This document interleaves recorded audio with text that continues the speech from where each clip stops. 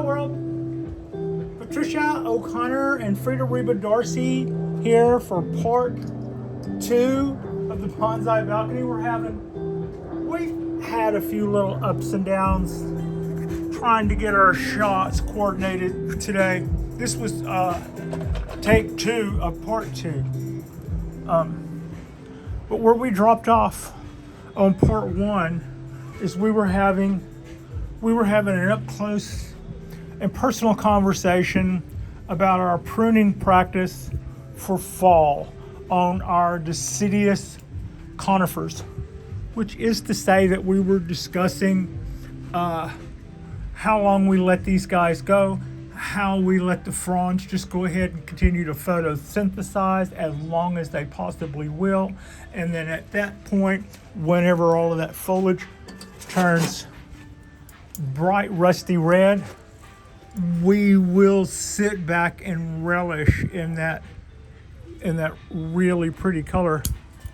And then after that, we'll get ready for winter. And when we're looking at the lattice of all of those branches and all of those limbs, the ones that have hardened off over the summer, that have lignified and are a permanent part of the tree should we desire, then we go through there and we make choices as to which ones go and which ones are bar branches. But even if they're both bar branches, in this case they're both not, but even if they weren't, actually that's a whirlwind, but there's 3 of them, we would have let that go all summer long and let it give back to the tree. Also, some of the things that we decide are going to be some cool choices and may cut back to still won't survive even if they did turn brown and stuff and start looking more like bark rather than new shoots. We don't get to keep all of it regardless. Some of it just doesn't survive the winter. And, but that's not anything to really freak out about. We will only get a million more. These things are as prolific as what you see right there, which is, they're go-getters when it comes to what they're putting out foliage-wise. Now, that kind of goes the same way with our Dawn Redwood. Our Dawn Redwood has been in a little bit of a styling dilemma for the last couple of years. I sucked all the energy out of this tree and learned what not to do. To deciduous conifers, because printing it and heavy styling it and then turning right around and having a little bit of foliage problem with either spider mites or powdery mildew. I don't remember, that was a couple of years ago, but that was like strike 3, that's it. And the tree took the rest of the year off, and it was about a half a heartbeat from going out to the dumpster when it finally decided to put out shoots again. And since then, I've seen it as nothing but a personal failure on my part and one big, huge design flaw. And I would let it come back quite a bit and decide that before it gets too out of hand, maybe I should try to prune it back to something, only to have that go worse. So the part where I said this is a very close cousin to the Bald Cypress is spot on. And what I should probably be doing at the end of the day is doing it much like I do my Bald Cypress.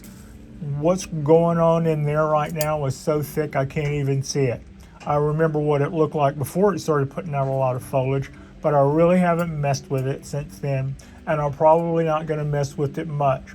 When all of that foliage drops in the next couple of months, when that foliage turns, its colors, I think it just turns kind of rusty yellow, rusty orange yellow, and when it drops all of its foliage, I'll go through and make a few choices as to what to keep, but it would probably be a better idea just to let this Dawn Redwood run for a couple of years and replenish its energy supply. Also, I decided to have a design change. I decided to change the style of that tree when it was doing good, and I went from a cathedral to a formal upright. And that was like the other big no-no. It was that plus some heavily pruning plus plus those pests problems, and the tree just said, forget you, we'll check back with you next spring if we feel like it. And it did, and we've been kind of coming back from that. But the idea is I should be doing this just like I'm doing these guys, and let it make all the chlorophyll and all the stuff that it can possibly put back into the tree. And then after that, we'll figure out what we're going to be doing stalling wise. And since the time when I first feel like I wrecked the design of that tree, I've seen some other trees that look like they may have come back from I'm looking at bird feathers in my pine needle, that may have come back from a similar fate at some point. You know, I've seen other things I could do if I had to just, you know, kind of throw caution to the wind and go for something else new and different. But this is, I think we have, that's the new leader, and this is the takeoff of it that should probably get cut back some. But the main idea here, what I would really love to see on this tree is a lot more energy down low. And like the cypress tree, it's capable of doing that.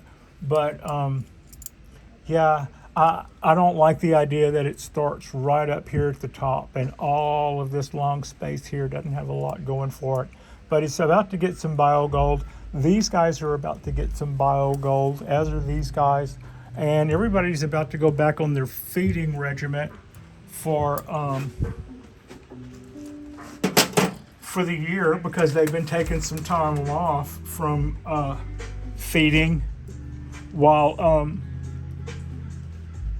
after I remove the candle. So that's kind of what we do there. I'm going to go dig out some peat moss, and I'm going to mound that peat moss up around the base. Up around the base of that. I mentioned that in the last video. I thought about doing that and having that done to show you now. I forgot. Also, it was take 2, and I got tired of screwing around with how many times am I going to have to shoot this before I finally get something in the can. Yeah, I'm just going to say probably operator malfunction. The camera's been doing a pretty good job for me. A little quick look at our California coastal oak. That is the back of it. As you can see, it did get a fairly heavy prune, but we are at a really good place with that tree. There are we cleared up a lot of our broken rules there. Of our, you know, I said maybe in a later date we'd go through and make selections as to what was a third branch, or what was too fat, or what was pointed back, or that. We just went ahead and took care of that. So yeah, we're in a really good place with that. I'm really excited. That is us. I just wanted to wrap up the quick deal that I was doing on the last one. This will be a short part due.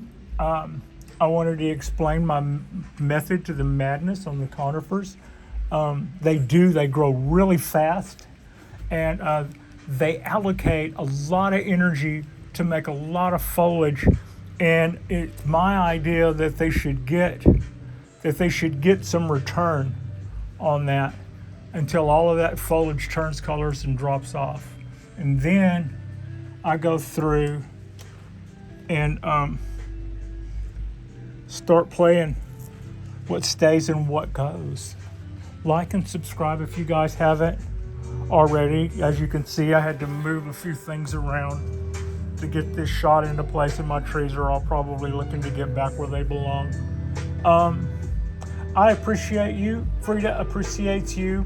And thank you all so much for watching. This is going to be a short part 2, but that's quite okay. We got it all in there.